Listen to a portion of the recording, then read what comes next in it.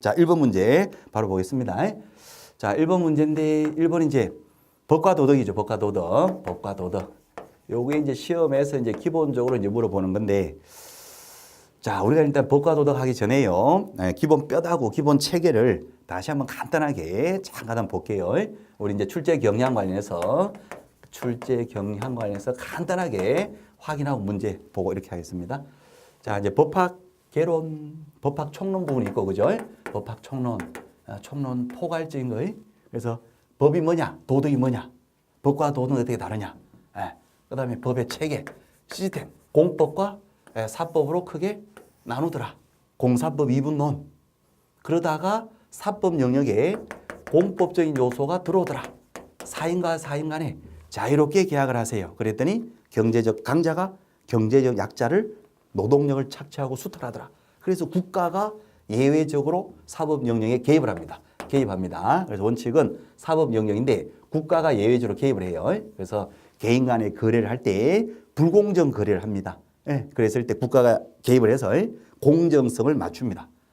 그래서 고용계약할 때 경제적 약자인 그 고용인을 위해서 그 고용주를 좀 규제를 합니다. 그죠? 규제. 그래서 이제 이것이 사회법 영역이었죠. 사회법.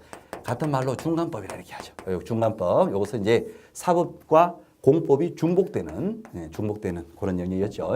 그렇습니다. 그래서 이제 요 총론 부분, 전반적인 체계, 법의 효력, 법의 적용 범위, 일반법과 특별법의 관계, 그다음에 기본 용어, 추정이냐 간주냐 이런 거요. 기본 용어들 이런 총론 부분이 있고, 그다음에 공법 내용이 있고, 사법 내용이 있고, 그다음에 중간법인 사회법 내용이 있죠. 이렇게 해서 이제 법학 개론이 이제 이렇게 구성이 되어 있고요, 그죠? 40문제가 출제가 되는데, 요 40문제 중에서 요 총론 부분에서 보통 한 5문제 정도, 요 사회법, 중간법 영역에서 한 5문제 정도, 공법에서 이제 헌법도 있고 이제 포괄적이다 보니까 공법 영역에서 한 20문제 정도, 나머지 사법 영역에서 한 10문제 정도, 이렇게 보통은 출제가 됩니다. 그래서 요 2015년도도 요 시스템에 따라서 출제가 싹 이렇게 되어 있습니다. 그래요. 공법은 뭘 얘기할까요? 공법이죠. 공법은 기본적으로 국가가 등장해요. 국가. 그래서 국가가 국민을 규율하고 규제합니다. 그렇죠? 제대로 하지 않으면 처벌한다. 또 국가의 기본 조직, 그다음에 국민의 기본 권리는 뭐냐 이런 것들을 규정하고 있습니다. 그죠? 공법 영역이죠. 국민과 국민과의 관계죠. 사인과 사인 간의 관계.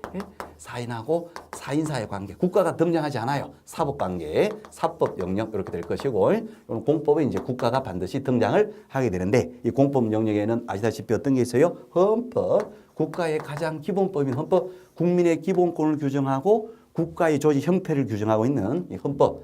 그 다음에 국가의 행정작용, 국가작용을 원활하게 시행하기 위한 구체적인 행정법, 행정에 관련된 법치행정주의, 법에 따라서 행정을 제대로 하시라. 행정법. 그 다음에 사람 죽이지 마세요. 사람 죽이면 너도 죽어요.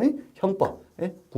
국민을 규율합니다. 기본 질서를 잡기 위해서 형법으로 이제 규제를 할 거고, 그렇습니다. 또 이제 구체적인 소송법, 형사소송법, 민사소송법. 소송법도 국가가 등장하죠. 쉽게 해서 소송은 판사가 재판을 하기 때문에 국가가 하게 된단 말이죠. 이런 것들이 공법 영역이고, 사후에는 사인과 민법, 아시다시피 민법, 사인과 사인과의 법률 관계를 규율합니다. 민법, 상인과 상인 사이의 법률 관계를 규율합니다. 상법 이런 내용이 되겠어요. 자, 사회법은 이제 공법적인 사분 요소 둘 다 갖고 있단 말이에요. 노동법 같은 거, 노동법, 경제법 같은 거요. 경제법, 그다음에 사회보장법, 사회보험법 이런 것들이 사회보험법, 사회보장법 이런 것들이 이제 공법적인 요소가 가미된 사회법 영역이다 이렇게 되어 있죠. 자, 이제 총론 부분 여기에서 이제 1번 문제는 법과 도덕과 관련된 기본 내용이 됩니다. 자, 기본적으로는 도덕은 내면 세계를 규율하죠. 내면 세계. 착하게 살아라. 그렇죠. 그다음에 법은 외면 세계를 규율합니다. 나쁜 짓 하지 마시고, 사람 죽이지 마시고, 사람 죽이면 너도 죽어요. 타인의 재물을 훔치지 마세요. 여기지. 자, 그래서 이제 도덕은 좀 포괄적인 내용이죠. 그죠? 그냥 착하게 살고 이렇게 그런 얘기고, 그죠? 법은 이제 요 내면이 이제 나쁜 마음을 갖는다고 해서 처벌되는 아니지만, 나쁜 마음이 외부로 행동으로 나타납니다. 행동으로 나타나서 물건을 훔치고 사람을 죽이고 이렇게 되면 법으로서 사회 질서를 위해서 규제를 해야 되겠죠. 그래서 이제 법의 영역에 들어가는 거고 그렇습니다. 보통은 이제 도덕의 최소한이라고 그러죠, 법을. 자, 그렇게 합니다. 그래서 요 법과 도덕의 기본 개념, 요 부분은 뭐 시험 문제에 나오면 그냥 맞추시는 거예요. 그죠? 자, 1번 지금 볼까요? 1번 문제. 법과 도덕의 차이점에 관한 설명으로 옳지 않은 걸 찾아라. 1번에 법은 강제성이 있다. 법 위반하면 깜빵 갑니다. 강제성이 있어요. 도덕은 강제성이 없다. 그러죠. 착하게 살아라. 마음을 착하게 가져라. 착한 마음을 안 먹는다 하더라도 깜빵 가지는 않죠. 행동으로 표출이 안 되면 된단 말이죠. 그래서 내면 세계죠. 강제성이 없습니다. 1번 맞겠죠. 2번 법은 타율성을 갖는다. 타율성. 그렇죠. 외부로부터 규제가 들어옵니다. 행동에 대해서 규제가 들어와요. 타율성. 도덕은 자율성을 갖는다. 내 스스로가 내 영혼을 맑고 깨끗하게 해야지. 이런 거예요. 자율성이죠. 자, 3번에 법은 내면성을 갖는데 도덕은 외면성을 갖는다. 틀렸죠. 법은 외면성을 갖고 외면성. 그죠? 도덕은 내면성을 갖는 거예요. 그죠? 그래서 그 3번이 틀린 지문이 됩니다. 정답 3번. 4번에 법은 양면성을 갖는다. 이 양면성이다. 이 말은 뭐다? 그러면 법은 이제 권리 의무 관계에 있거든요. 법은 권리와 의무 관계. 그렇죠. 친구한테 돈을 빌려줘요. 또는 뭐 은행으로부터 돈을 대출받았어요. 채권 채무 관계가 성립됩니다. 법률 관계로 가는 겁니다.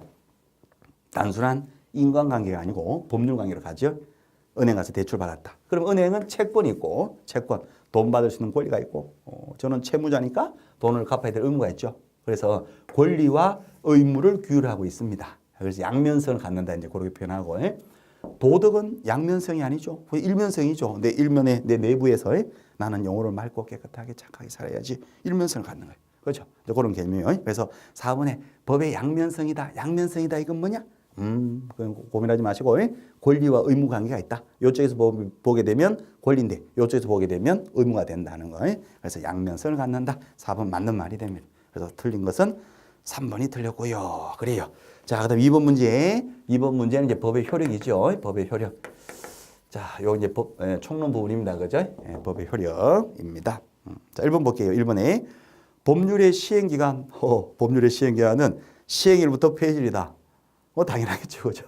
이 법은 언제부터 시행을 합니다. 시행일. 그죠? 시행일. 자, 이 법은 어떤 이제 실체법이 나옵니다. 이 법의 조문이 나오겠죠. 어떤 법, 예를 들어서 민법이다. 무슨 뭐 약사법이다. 무슨 법이 나옵니다. 1조, 목적, 2조, 용어의 정의, 이런 쭉 나오죠. 그 다음에 이 법에 뒤에 붙어 있는 부칙이 있어요. 부칙.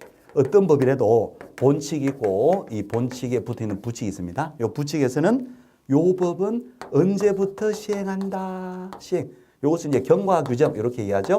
경과 규정이라 그러는데 몇 개월 예컨대 3개월 후부터 3개월이 근거된 후부터 시행된다.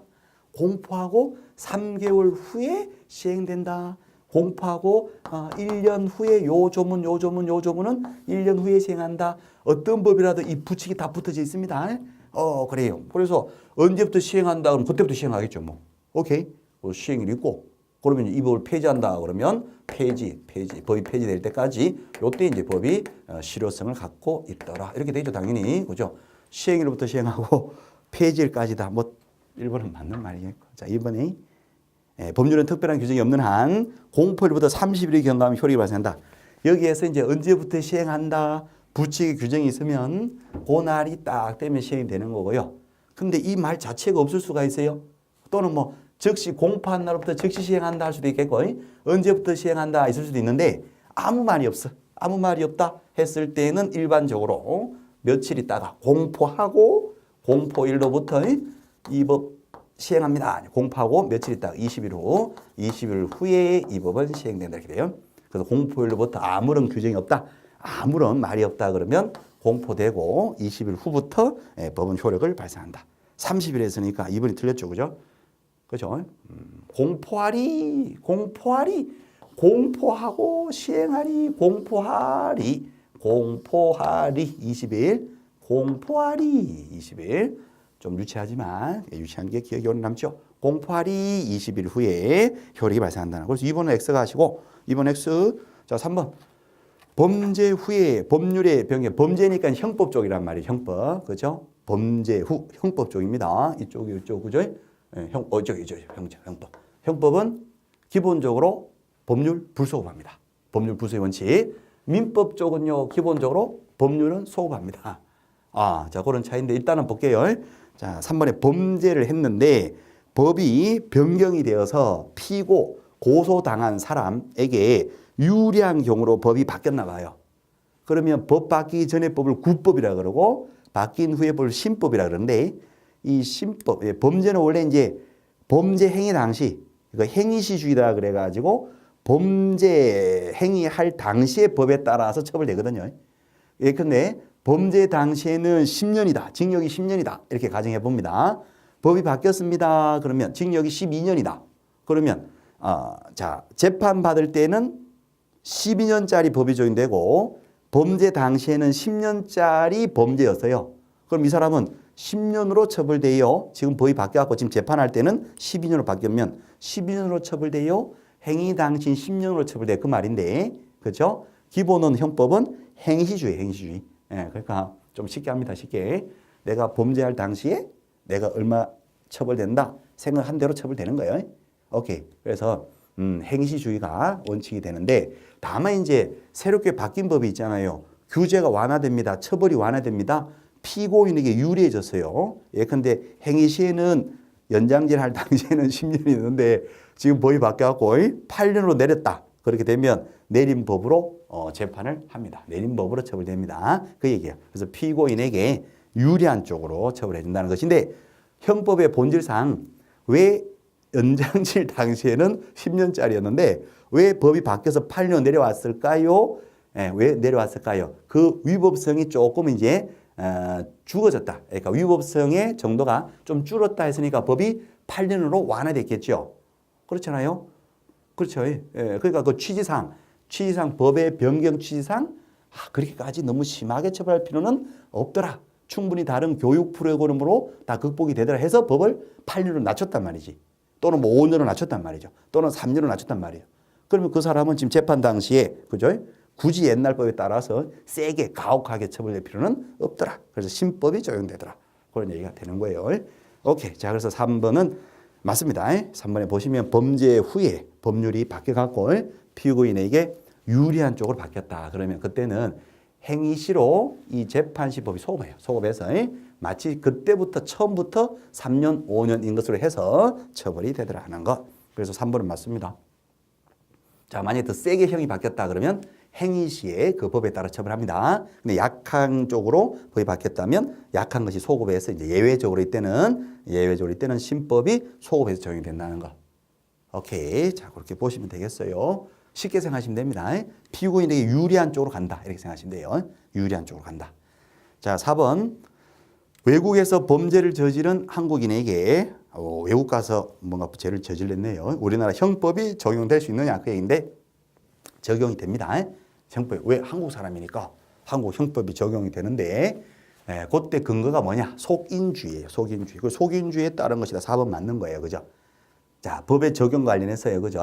속인주의, 속지주의, 보호주의 이런 게 있죠. 요 기본 개념은 그죠? 우리가 늘 보셔야 되는 겁니다. 그죠? 기본적으로. 속지주의, 우리나라에서 발생된 범죄는 우리나라 형법에 따라서 처벌된다. 속지 지역, 그 지역, 우리나라에 속해 있는 우리나라 안에서 발생된 범죄는 우리나라 형법에 따라 처벌한다. 이걸 속지주의 이렇게 하죠. 지금 형법 속지주의 취합니다. 우리나라 안에서 범죄가 발생돼 있어. 미국인하고 영인하고 싸워가지고 영국인이 미국인 애를 때려갖고 코피가 났어요. 우리 한국 내에서 발생된 폭행죄입니다. 한국 형법에 따라 처벌이 됩니까? 처벌된다니까요. 교도소 가보시면 아시겠지만 외국인들 많습니다. 교도소 가시면 외국인들 많아요. 그렇습니다. 그 근거가 뭐냐? 외국인인데 한국 사람도 아닌데 왜 우리나라 깜빵에 보내냐? 이 속지주의 때문에 우리나라 안에서 발생된 범죄는 우리나라 형법이 적용된다는 거예요. 그래서 속지주의. 그래서 왜 그 교도소 가가지고 영어도 배우고 독일말도 배우고 그렇게 나온 사람 많습니다. 중국말도 배우고요. 자, 어쨌든 자, 그래서 속지주의. 자, 속인주의는 뭐냐?